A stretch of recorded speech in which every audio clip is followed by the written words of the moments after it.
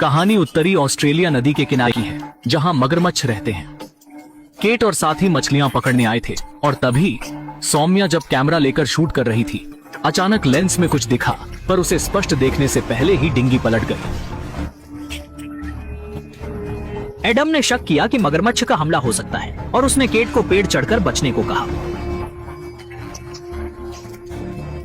वह खुद पानी में वापस जाकर अपने लापता साथियों को ढूंढने लगा, पर कोशिश करने के बावजूद उसे किसी का भी निशान नहीं दिखाई दिया। इस दौरान पेड़ पर चढ़ी केट ने भयावह रूप से देखा कि कप्तान माइक पानी में तैर रहा था, जो स्पष्ट रूप से मृत था, और उसके पास एक विशाल मगरमच्छ था जो एडम की ओर बढ़ रहा था।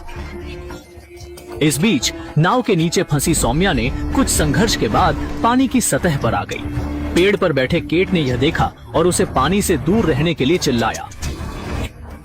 मगरमच्छ ने दिशा बदल ली और तेजी से सौम्या की ओर बढ़ने लगा। सौम्या ने अपनी पूरी ताकत का इस्तेमाल करते हुए किनारा पकड़ा और अंततः आखिरी पल में वह नाव पर चढ़ने में सफल रही। पर अभी तक उसने चैन की सांस भी नहीं ली थी कि पानी के अंदर का मगरमच्छ छोटे नाव को जोर से मारने लगा, जिससे नाव जोर जोर से हिलने लगी। इस मुश्किल घड़ी में एडम ने पानी पर जोर से चप्पू मारना शुरू किया ताकि मगरमच्छ को भटका सके। सौभाग्यवश यह तरकीब काम आई और मगरमच्छ ने हमला रोक दिया। पानी शांत था, पर कोई नहीं जानता था कि मगरमच्छ वहां है या नहीं। सौम्या ने डर पर काबू पाया और पानी में हाथ डालकर उस रस्सी पर पकड़ बनाने की कोशिश की। सौम्या ने हिम्मत करके रस्सी खींची और उसे सफलतापूर्वक फेंका। एडम ने रस्सी पकड़ी, लेकिन नाव स्थान पर अडिग थी। लगता था नाव नीचे किसी चीज से फंसी हुई थी। ऐसे में एडम ने पानी में उतरने का साहसिक निर्णय लिया। इस बार सौम्या पेड़ तक बचकर पहुंच गई। तीनों कुछ समय के लिए सुरक्षित थे, पर उस सुनसान जगह से निकलने का मार्ग अनजाना था। अब एकमात्र उपाय यह था कि नाव को उलटाकर रवाना हो जाए। इसमें जोखिम था, क्योंकि अगर मगरमच्छ आकर्षित हो गया तो उन पर खतरा मंडराने लगेगा। इंतजार और तनाव के बावजूद एडम ने निश्चय किया और नाव पास लाने को तैयार हो गए। पानी चुप था, पर एडम संभावित खतरे से वाकिफ थे, इसीलिए सतर्कता से हर कदम उठाया। मगरमच्छ छिपा है। अंततः वह सफलतापूर्वक नाव के पास आ गया। हालांकि उसने जब नाव को पलटने का प्रयत्न किया, उसे लगा कि नाव कस के पकड़ी गई थी, उसकी कठिन परिश्रम के बावजूद। इस क्षण में एडम ने पानी में डुबकी लगाई, नाव को अंदर से पलटने को तैयार था। पतवार ने पानी में बाईं और दाईं जोर से हिलाया, पर एडम सतह पर नहीं आया। केट पेड़ पर इतनी चिंतित हो गई कि वह नाव में पलट गई और तभी एडम सतह पर प्रकट हुआ। बस जब उन्होंने सोचा कि वे राहत की सांस ले सकते हैं तो कुछ और भयानक हुआ। इस प्रकार मगरमच्छ आदम के साथ सतह पर आया। इस दर्शनीय स्थल को देख केट ने दुख से रोना शुरू कर दिया। मगरमच्छ जल्दी से पानी में डूब गया और निशान छोड़े बिना गायब हो गया। एडम के बिना दोनों पेड़ पर असहाय बैठे, अनजान की क्या करें। नाव को शांति से तैरते हुए देखते हुए केट अभी भी अनिच्छुक थी। आखिरकार नाव उनके बचने का एकमात्र तरीका थी और एडम की मेहनत यूं व्यर्थ नहीं जा सकती थी। इसलिए उसने साहस जुटाया और पेड़ पर रस्सी खींचने की कोशिश की, पर कभी नहीं सोचा था कि ऊंचाई से मगरमच्छ कूद सकता है और उन पर हमला कर सकता है। डर के मारे दोनों पीले पड़ गए। मगरमच्छ का हमला चूकने पर वह फिर से पानी में डूब गया। जब पानी फिर से शांत हो गया तो दोनों अभी भी डरे हुए थे। रात का अंधेरा घिर आया और उन्होंने पेड़ पर लंबी रात बिताई।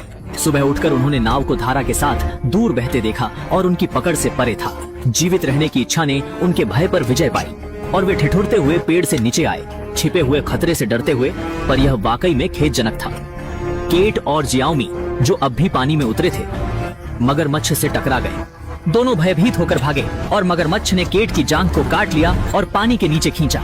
केट घबराई, पर उसने सोचा कि सब खत्म हो गया। पर अपेक्षा के विरुद्ध केट ने सतह पे जाने का संघर्ष किया। यह देख शाओमे ने उसे मजबूती से पकड़ा और उसे वापस खींचने की पूरी कोशिश की। दोनों ऊपर चढ़ गए और आखिरकार बच गए।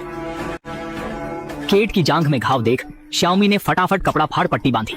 इस वक्त केट अधिक खून बहने से पीली पड़ गई थी। शाओमी समझती थी कि देरी जानलेवा हो सकती है।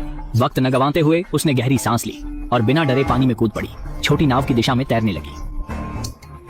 मेहनत से जब वह नाव पर पहुंचा तो देखा कि इंजन खराब था। उस समय पानी में कुछ हरकत हुई और एक मगरमच्छ नाव पर आ चढ़ा। शाओमी तब वहां से भागने लगा। लेकिन पानी में मगरमच्छ से कैसे आगे निकले? जल्द ही मगरमच्छ ने उसे दबोच लिया। फिर उसकी आंखों के सामने अंधेरा छा गया। वह जब होश में आया तो पाया कि वह कीचड़ और खून से लथपथ किनारे पर था और पास में ही एक साथी का शव पड़ा था। स्पष्ट था कि यह मगरमच्छ का भोजन स्थल था और वो भी शिकार बनते बनते बचा। तब श्याओमी ने शव के पास एक पिस्तौल पाई जिसे उसने उठा लिया। जांचने पर पता चला कि पिस्तौल में कीचड़ घुस चुका था और वो काम नहीं कर रही थी।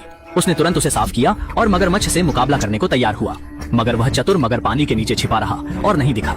जैसे ही श्याओमी उठा, मगरमच्छ पीछे से निकल आया और श्याओमी बंदूक चलाए बगैर ही भागा, मगर वह उसका पीछा नहीं छोड़ रहा था। आहिस्ता आहिस्ता उसके पीछे लगा था। उस समय श्याओमी रुककर चारों तरफ बंदूक उठाकर देखने लगा, पर उसे सिर्फ सुनसान पानी की सतह नजर आई। मगरमच्छ का कहीं पता नहीं था। श्याओमी जब सख्त तनाव में था तभी अचानक मगरमच्छ आया और उसका हाथ जिसमें बंदूक थी काट लिया। श्याओमी ने अनायास ही ट्रिगर दबाया और तुरंत मगरमच्छ के सिर में गोली मार दी। अंततः उसने इस विशाल जीव को मार गिराया। जब श्याओमी थकान से चूर होकर वापस पेड़ के पास पहुंचा तो देखा कि अत्यधिक खून बहने से केट ने दम तोड़ दिया।